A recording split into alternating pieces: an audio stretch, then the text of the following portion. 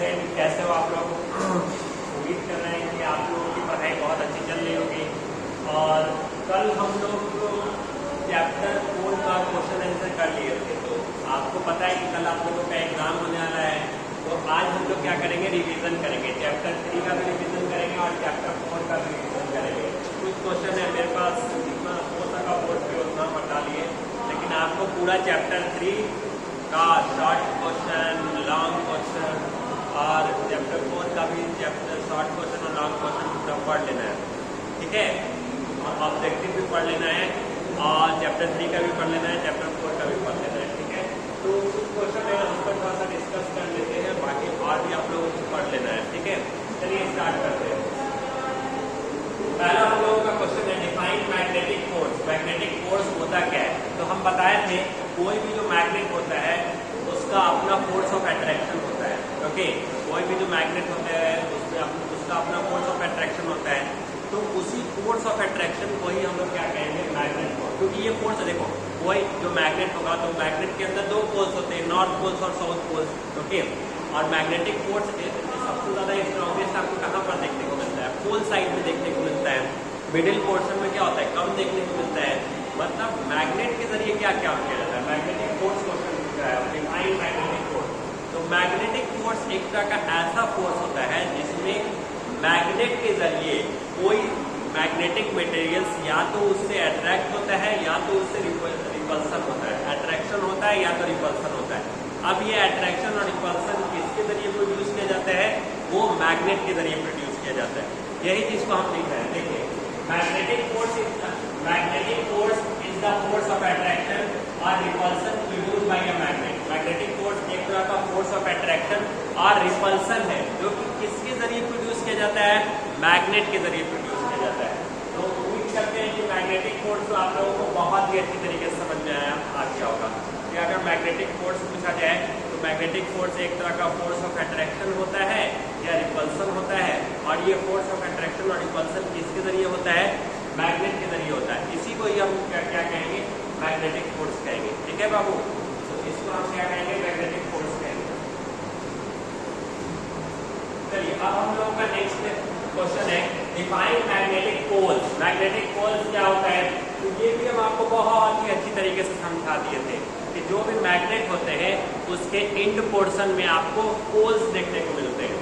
अब वो जैसे बार मैग्नेट होगा, हॉर्स शू मैग्नेट है, जितने भी सारे मैग्नेट होते हैं उसके इंड पोर्शन में आपको क्या देखने को मिलते हैं? एक पोल साइड देखने को मिलते हैं। तो जो पोल्स होते हैं, एक पोल्स आपका नॉर्थ पोल्स होता है, दूसरा पोल्स आपका क्या होता है? साउथ पोल्स होता है, ओके। और पोल साइड में जो मैग्नेटिक फोर्स ऑफ अट्रैक्शन जो होता है वो काफ़ी ज़्यादा स्ट्रॉन्गेस्ट होता है, काफ़ी ज़्यादा मजबूत होता है। और मिडिल पोर्शन में क्या होता है? मैग्नेटिक फोर्स कम होता है, वीक होता है, ओके। तो मैग्नेटिक यहाँ पूछा है define magnetic force. Magnetic force क्या है? तो जो मैग्नेट का जो इंड वाला जो पोर्शन जो होता है उसी इंड वाले पोर्शन को ही हम लोग क्या कहते हैं? मैग्नेटिक फोर्स कहते हैं। जहाँ पर मैग्नेटिक फोर्स क्या होता है? काफी ज्यादा स्ट्रॉन्गेस्ट होता है। देखिए यही चीज को डिफाइन कर रहा है, the two end of a magnet where a magnetic force is strongest are called magnetic force, okay. Magnet का जो दो एंड होता है, जैसे आप ये जान रहे हैं कि ये मैग्नेट है, ओके। तो इसमें दो पोल्स होंगे, एक नॉर्थ पोल और साउथ पोल। ये इसका क्या है? एंड पोर्शन है, एंड पोर्शन है, ठीक है। ये भी इसका क्या है? एंड पोर्शन है, ओके। इसको ये भी क्या है? इसका एंड पोर्शन है। तो किसी भी मैग्नेट का दो एंड पोर्शन होता है, इसी दो एंड पोर्शन को ही हम लोग क्या कहते हैं? मैग्नेटिक पोल्स कहते हैं। और इस दो एंड पोर्शन में क्या होता है? मैग्नेटिक फोर्स ऑफ अट्रैक्शन क्या होता है? सबसे ज्यादा होता है, ओके। इसी को ही हम मैग्नेटिक फोर्स कहेंगे। वही चीज हम लिखते हैं, the two end of a magnet. Magnet का जो दो एंड पोर्शन है, okay, where a magnetic force is strongest. जहां पर मैग्नेटिक फोर्स क्या है? सबसे ज्यादा स्ट्रॉन्गेस्ट होता है, मजबूत होता है, आर कॉल्ड मैग्नेटिक फोर्स। उसी को ही हम लोग क्या कहेंगे? मैग्नेटिक पोल्स कहेंगे, ठीक है बाबू। यहाँ तक समझ में आ गया? तो मैग्नेटिक पोल्स भी आप लोगों को समझ में आ गया। अब हम लोग पढ़ेंगे difference between magnetic and non magnetic materials. Magnetic materials और नॉन मैग्नेटिक मटेरियल्स में क्या डिफरेंस है, ओके। इसको आप बहुत आसान तरीके से बता सकते हैं। देखिए जो मैग्नेटिक मटेरियल्स होगा, जो मैग्नेटिक मटेरियल होगा वो किसके जरिए अट्रैक्ट होगा, मैग्नेट के जरिए। मैग्नेटिक मटेरियल को बता भी दिए, वैसा मटेरियल जो मैग्नेट के जरिए अट्रैक्ट हो जाता है उसी को ही हम मैग्नेटिक मटेरियल्स कहेंगे। इंग्लिश में डिफाइन करना हो तो आप बोलेंगे those materials which are attracted by the magnet, that materials is called magnetic material। तो इसको सिंपल वर्ड्स में आप ऐसे ही बोल सकते हैं कि अट्रैक्टेड बाय मैग्नेट, जो भी मैग्नेटिक मटेरियल्स होगा वो क्या होगा, मैग्नेट के जरिए अट्रैक्ट होगा। जैसे आयरन हो गया, निकेल हो गया, कोबाल्ट हो गया, ये सब क्या मैग्नेटिक मटेरियल्स है। नॉन मैग्नेटिक मटेरियल्स किसको कहते हैं, वैसा मटेरियल जो मैग्नेट के जरिए अट्रैक्ट नहीं होता है उसको हम नॉन मैग्नेटिक मटेरियल्स कहते हैं। जैसे वुड हो गया, प्लास्टिक हो गया, ये एक नॉन मैग्नेटिक मटेरियल्स है जो मैग्नेट जो आपका मैग्नेट से नहीं अट्रैक्ट होता है। ऐसे मटेरियल्स को हम क्या कहेंगे, नॉन मैग्नेटिक मटेरियल्स कहेंगे। ठीक है बाबू,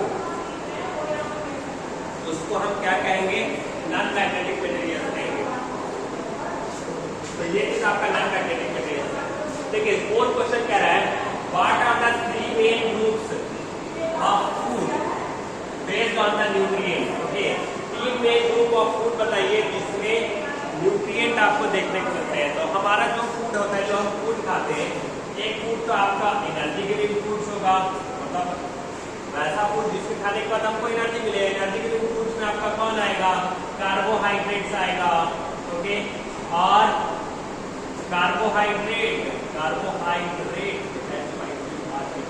कार्बोहाइड्रेट और दूसरा क्या आएगा, फैट्स आ जाएगा।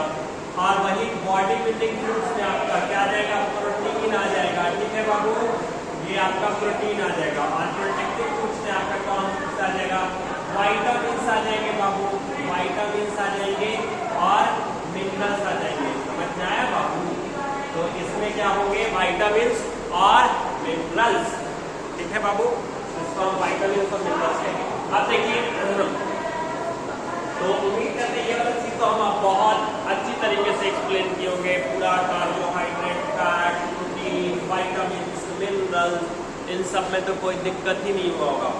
ठीक है, फिर भी हम लोग डिस्कस करते हैं नेक्स्ट क्वेश्चन, क्वेश्चन नंबर आपका 5। What is dehydration. डिहाइड्रेशन क्या होता है, डिहाइड्रेशन एक तरह का ऐसा प्रोसेस होता है जिसमें ह्यूमन बॉडी से जो वाटर का जो लॉस होता है, इसी वाटर के लॉस को ही हम लोग क्या कहेंगे, dehydration. Dehydration is the loss of water, loss of too much of water in the human body, that is called dehydration. Okay, समझ में आया बाबू, उसी को ही हम लोग क्या कहेंगे, डिहाइड्रेशन। उसी को ही हम लोग क्या कहते हैं, डिहाइड्रेशन। इसको शॉर्टकट में आप ऐसे बोल सकते हैं, loss of too much of water from the body. Body से जो वाटर का जो लॉस होता है उसी को ही हम लोग क्या कहेंगे, डिहाइड्रेशन। इसीलिए loss of too much of water from the body है। ओके, अब देखिए एक्सप्लेन, नेक्स्ट क्वेश्चन कह रहा है explain why starch takes longer time to digest in the body than glucose. Starch जो है ये फूड को डाइजेस्ट कराने में ज्यादा टाइम लेता है किसके कंपेयर में, ग्लूकोज के कंपेयर में। इसको आपको एक्सप्लेन करना है। ओके, तो हम आपको ऐसे भी बताए थे कि अगर आप सिंपल कार्बोहाइड्रेट, कॉम्प्लेक्स कार्बोहाइड्रेट का डिफरेंस भी लिख देते हैं तो भी इसका आंसर उसी में ही क्लासीफाई हो जाएगा, क्योंकि स्टार्च एक कॉम्प्लेक्स कार्बोहाइड्रेट है और ग्लूकोज एक सिंपल कार्बोहाइड्रेट है। तो दोनों का डिफरेंस आप लिख दीजिएगा तो भी इसका आंसर हो जाएगा। चलिए हम थोड़ा सा एक्सप्लेन करते हैं। आपको पता है कि ग्लूकोज क्या है, glucose is a simple carbohydrate. Glucose कैसा कार्बोहाइड्रेट है, एक simple carbohydrate. It is already in simple form. वो ऑल देखिए हम ऐसे भी एक्सप्लेन किए थे कि ग्लूकोज क्या होता है, ग्लूकोज ऑलरेडी सिंपल कार्बोहाइड्रेट है। ग्लूकोज आपका कार्बन, हाइड्रोजन, ऑक्सीजन से मिलकर बना होता है। ये ऑलरेडी सिंपल फॉर्म में एग्जिस्ट करता है। सिंपल फॉर्म में एग्जिस्ट करने की वजह से ये हमारे बॉडी में इजिली एब्जॉर्ब होता है। इजिली एब्जॉर्ब होगा तो क्विकली डाइजेस्ट होगा। जितना जल्दी डाइजेस्ट होगा उतना ही जल्दी हमारे बॉडी में इंस्टेंट एनर्जी देगा। ओके, इसीलिए सिंपल कार्बोहाइड्रेट क्या होता है, ये हमारे बॉडी में इजीली डाइजेस्ट होता है, क्विकली इंस्टेंट एनर्जी देता है। ओके, क्विकली डाइजेस्ट हो जाता है। ओके, क्योंकि जो सिंपल कार्बोहाइड्रेट होता है वो ऑलरेडी सिंपल फॉर्म में एग्जिस्ट करता है और मेनली वो कार्बन, हाइड्रोजन, ऑक्सीजन गैस से मिलकर बना होता है। ओके, वही कॉम्प्लेक्स कार्बोहाइड्रेट जो होता है वो बहुत सारे सिंपल कार्बोहाइड्रेट जब आपस में मिलते हैं तो कॉम्प्लेक्स कार्बोहाइड्रेट बनता है। ओके, अब कॉम्प्लेक्स कार्बोहाइड्रेट में क्या होता है कि जब आप उस तरह के फूड को खाओगे तो सबसे पहले वो ब्रेक डाउन होगा, सिंपल कार्बोहाइड्रेट में कन्वर्ट होगा। फिर वहाँ सिंपल कार्बोहाइड्रेट में कन्वर्ट होने के बाद फिर उसका ब्रेक डाउन होता है। ब्रेक डाउन होने के बाद फिर उसका डाइजेशन का प्रोसेस स्टार्ट होता है, क्योंकि इस प्रोसेस में उसको ज़्यादा टाइम लग जाता है। ओके, इसीलिए स्टार्च जो है वो ज़्यादा टाइम लेता है फूड को डाइजेस्ट कराने में, और ग्लूकोज जो होता है वो कम टाइम लेता है फूड को डाइजेस्ट कराने में। ओके, यही मेन रिलेशन है। चलिए हम लोग का फर्क बता देते हैं। Glucose is a simple carbohydrate. Glucose कैसा कार्बोहाइड्रेट है? एक सिंपल कार्बोहाइड्रेट है। इट इज वही चीज हम अभी बताएं, ग्लूकोज क्या है, कैसा कार्बोहाइड्रेट है? ये एक simple carbohydrate. It is already in simple form, ये ऑलरेडी सिंपल फॉर्म में ही एग्जिस्ट करता है। So the body absorb quickly, इसीलिए हमारे बॉडी में क्या होता है, क्विकली एब्जॉर्ब हो जाता है। वहीं दूसरी तरफ आप स्टार्च को देखिए, starch is a complex carbohydrate. ये कैसा कार्बोहाइड्रेट है? एक complex carbohydrate made up of many glucose unit. जब बहुत सारे ग्लूकोज यूनिट ज्वाइन होते हैं तब जाके आपका स्टार्च का फॉर्मेशन होता है। द बॉडी मस्ट ब्रेक, अब स्टार्च में क्या होता है, the body must first break है। इसमें क्या होता है कि स्टार्च पहले ब्रेक होता है और के लिए सिंपल ग्लूकोज मॉलिक्यूल्स के फॉर्म में कन्वर्ट होता है। Okay, this process take more time. This process में क्या होता है, ज्यादा टाइम लग जाता है, जिस कारण से स्टार्च क्या होता है, फूड को डाइजेस्ट कराने में ज्यादा टाइम लेता है। वही ग्लूकोज जो होता है फूड को डाइजेस्ट कराने में कम टाइम लेता है। ठीक है बाबू, तो ये पूरा बात आप लोगों को समझ में आ गया होगा। चलिए एक बार और फिर से रिकॉल कर सकते हैं। अगर आपसे पूछा जाएगा कि मैग्नेटिक फोर्स क्या होता है, तो बताइएगा मैग्नेटिक फोर्स एक तरह का ऐसा फोर्स ऑफ अट्रैक्शन होता है जो कि मैग्नेट के जरिए कोई मैग्नेटिक मटेरियल या तो उससे अट्रैक्ट होता है या तो रिपल्सन होता है। और ये अट्रैक्शन और रिपल्सन किसकी वजह से होता है, मैग्नेट्स के जरिए प्रोड्यूस होता है। ऐसे फोर्स को ही हम मैग्नेटिक फोर्स कहते हैं। मैग्नेटिक फोर्स क्या है, एक तरह का फोर्स है जो किसके जरिए प्रोड्यूस होता है, मैग्नेट के जरिए प्रोड्यूस होता है। इसकी वजह से या तो कोई मैग्नेटिक मटेरियल अट्रैक्ट होगा या रिपल्सन होगा। ऐसे फोर्स ऑफ अट्रैक्शन को ही हम लोग क्या कहेंगे, मैग्नेटिक फोर्स कहेंगे। उसी तरह से मैग्नेटिक फोर्स क्या होता है, तो जो मैग्नेट होते हैं उसके दो इंड पोर्शन होते हैं। ओके, उसी दो इंड पोर्शन को ही हम लोग क्या कहते हैं, मैग्नेटिक फोर्स कहते हैं। जहां पर मैग्नेटिक फोर्स ऑफ अट्रैक्शन क्या होता है, ज्यादा देखने को मिलता है। मतलब यहाँ पर अट्रैक्शन और रिपल्सन आपको ज्यादा देखने को मिलते हैं। और आप जानते हैं कि हमेशा सेम पोल्स क्या करेंगे, एक दूसरे को रिपेल करते हैं, और डिफरेंट पोल्स क्या करते हैं, एक दूसरे को अट्रैक्ट करते हैं। सेम पोल्स को क्या कहेंगे, लाइक पोल्स, और डिफरेंट पोल्स को क्या कहेंगे, अनलाइक पोल्स। ठीक है, तो ये भी बात समझ में आ गया। Difference between the magnetic materials and non magnetic materials. Magnetic materials क्या होंगे, मैग्नेट से अट्रैक्ट हो जाएंगे। वही नॉन मैग्नेटिक मटेरियल्स क्या होंगे, मैग्नेट के जरिए अट्रैक्ट नहीं होंगे। इसके एग्जांपल क्या है, आयरन है, निकल है, और इसके एग्जांपल फूड और प्लास्टिक है। ओके, अब नेक्स्ट क्वेश्चन कह रहा था, what are the three main groups of food based on the nutrient.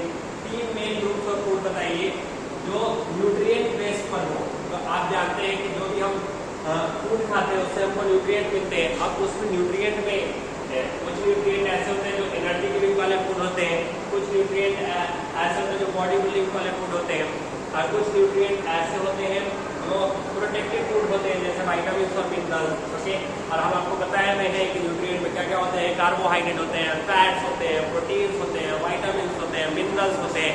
ये सारी चीज क्या होते हैं, न्यूट्रिएंट के टाइप्स है। ठीक है बाबू, ये सारी चीजें। अब इसमें कह रहा था नेक्स्ट क्वेश्चन, डिहाइड्रेशन। हमारे बॉडी से जो वाटर का जो लॉस होता है उसी को डिहाइड्रेशन कहते हैं। अब नेक्स्ट क्वेश्चन कह रहा है, explain why starch takes longer time to digest in the body than glucose. Starch जो है ये हमारे बॉडी में डाइजेस्ट होने में ज्यादा टाइम लेता है, किसके कंपेयर में, ग्लूकोज के कंपेयर में। ओके, ग्लूकोज के कंपेयर में ये ज्यादा टाइम लेता है। तो ऐसा क्यों लेता है, इसको आप एक्सप्लेन कर दीजिए। तो हम बताएंगे कि जो ग्लूकोज होता है ये ऑलरेडी सिंपल फॉर्म में एग्जिस्ट करता है। क्योंकि ये ऑलरेडी सिंपल फॉर्म में एग्जिस्ट करता है तो ये हमारे बॉडी में इजीली एब्जॉर्ब हो जाता है, तुरंत एब्जॉर्ब हो जाता है, और क्विकली डाइजेस्ट हो जाता है। जितना जल्दी डाइजेस्ट होगा उतना ही जल्दी इंस्टेंट एनर्जी देगा। इसीलिए हमारे बॉडी में क्या करता है, इंस्टेंट एनर्जी देता है। वही आप स्टार्च को देख लीजिए, स्टार्च एक कॉम्प्लेक्स कार्बोहाइड्रेट है जो बहुत सारे ग्लूकोज के यूनिट ज्वाइंट होते हैं, तब जाके आपका स्टार्च का फॉर्मेशन होता है। ये स्टार्च क्या करता है, पहले ब्रेक होगा और ब्रेक होने के बाद सिंपल ग्लूकोज मॉलिक्यूल्स में कन्वर्ट होगा। ओके, क्योंकि इस प्रोसेस में उसको ज्यादा टाइम लग जाता है, यही कारण है कि स्टार्च क्या करता है, ज्यादा टाइम लेता है फूड को डाइजेस्ट कराने में, और ग्लूकोज क्या करता है, कम टाइम लेता है फूड को डाइजेस्ट कराने में, क्योंकि वो ऑलरेडी सिंपल फॉर्म में एग्जिस्ट करता है और क्विकली डाइजेस्ट हो जाता है, इंस्टेंट एनर्जी देता है। तो उम्मीद करते हैं कि ये सारी बातें आपको बहुत ही अच्छी तरीके से समझ में आज के लिए इतना ही रहने देते हैं। Thank you